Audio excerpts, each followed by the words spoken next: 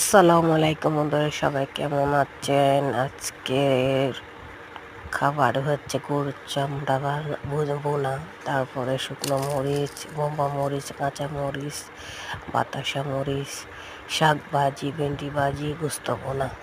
ভালো লাগলে সবাই লাইক কমেন্ট শেয়ার করবেন।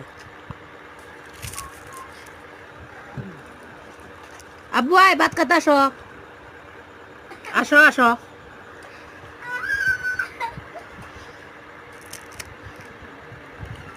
যাতে আরো নতুন নতুন ভিডিও নিয়ে আসতে পারি। অনেক ঝাল, প্রচুর পরিমাণে ঝাল মরিচগুলো।